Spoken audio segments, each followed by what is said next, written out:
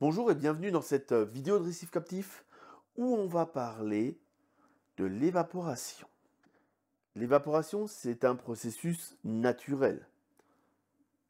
Tout le monde le connaît, hein, tout le monde est déjà allé en vacances au bord de la mer, il y avait des salins où on fait évaporer la mer pour récupérer le sel. Enfin, si vous ne l'avez pas fait, allez le faire, c'est super sympa à faire et très intéressant parce qu'il y a des animaux particuliers à observer. Touj C'est un hors-sujet total, mais toujours est-il que nos aquariums, eux aussi, ils s'évaporent.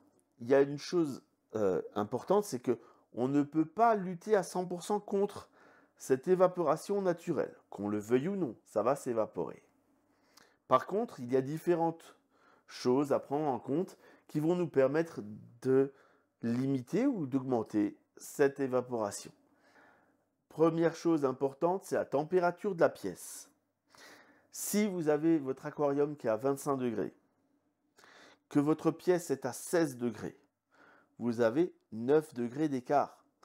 Et avec 9 degrés d'écart, la quantité d'eau qui va s'évaporer va être plus importante que si votre pièce est à 20 degrés et l'aquarium à 25, où vous n'aurez que 5 degrés d'écart.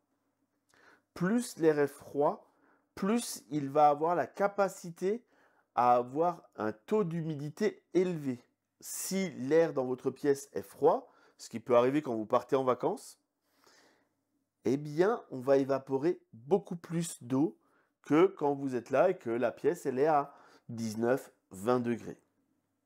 Bien sûr, si la pièce est à 25 et l'aquarium à 25, on va avoir très peu d'évaporation.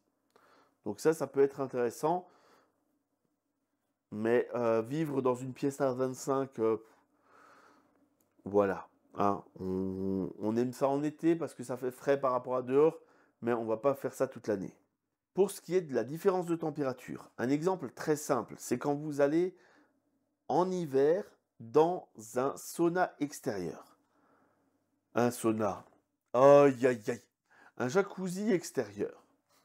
L'eau y est bien chaude, l'air est bien froid.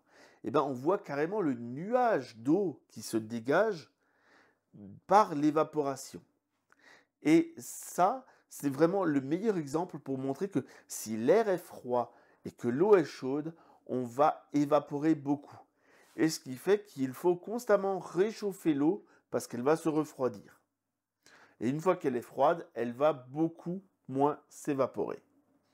Donc ça, c'est le phénomène le plus simple à observer d'un point de vue de la différence de température entre l'eau et l'air. Ensuite, l'autre élément à prendre en compte, ça va être la surface d'échange. Ici, j'ai une vitre. Cette vitre, elle va éliminer énormément d'évaporation. Pourquoi? L'eau va s'évaporer dans l'air qui est là, qui a de fortes chances de toucher à un moment ma vitre. Cette vitre, elle va condenser cette eau et je vais avoir des gouttelettes, ce qui fait que parfois il faut passer un petit coup de chiffon sur la vitre pour qu'elle soit bien. Et les gouttelettes retournent dans l'aquarium.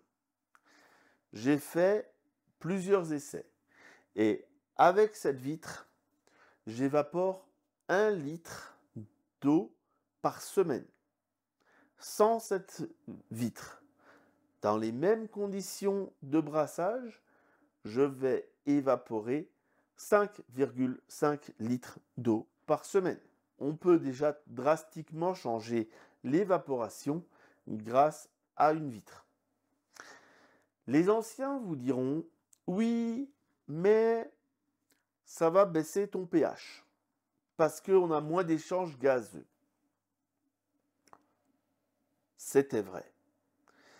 Mais avec nos écumeurs actuels, ça l'est beaucoup moins. Je m'explique. L'échange gazeux se fait par rapport à une surface de contact entre l'air et l'eau. Le lieu où se passe le plus d'échanges air-eau de tout l'aquarium, c'est notre écumeur. Parce qu'il va vraiment venir mixer l'air et l'eau, faire des bulles à n'en plus savoir qu'en faire, Et cet échange gazeux va nous permettre d'avoir un bon pH. Ça fait que même si on a un couvercle fermé sur notre aquarium, si notre écumeur prend l'air en dehors, ça ne posera aucun souci et on aura un bon pH. J'ai testé chez moi, la différence était à 0,01, 0,02. Autant dire que c'est pas un écart significatif et vu la différence d'évaporation, je préfère ne trimballer qu'1 litre d'eau que 5 litres et demi. L'autre système qui existe, et qui marche aussi très bien, c'est le filet.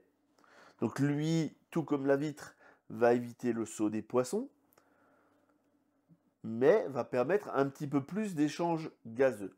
Donc lui va réduire un petit peu l'évaporation, mais dans une moindre mesure par rapport à la vitre. Le brassage, lui, va venir accentuer l'évaporation. C'est-à-dire que si on vient brasser la surface de façon très dynamique, on va avoir un renouvellement permanent du contact air-eau et donc une évaporation qui va être plus importante. Tout comme si on vient souffler de l'air sur l'aquarium, le dynamisme de l'air qui passe au-dessus va augmenter cette surface d'échange de l'air à l'eau qui ne stagne pas mais est en mouvement et donc on va augmenter notre évaporation. En été, jouer sur ces deux paramètres peut être intéressant puisqu'en augmentant l'évaporation, l'évaporation fait perdre de la température à l'eau. Et donc on va refroidir notre aquarium en augmentant le système d'évaporation.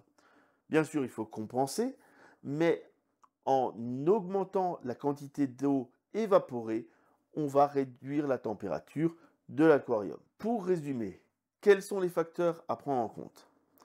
La température de l'air, la température de l'aquarium, le brassage, une ventilation au-dessus, une vitre ou un filet. Ça, c'est tous les paramètres avec lesquels on peut jouer facilement pour augmenter ou réduire la quantité d'eau évaporée. J'espère que cet épisode sur l'évaporation vous a plu, que vous en savez un petit peu plus sur le phénomène de l'évaporation. Et je vous dis à bientôt pour d'autres épisodes de Récif Captif.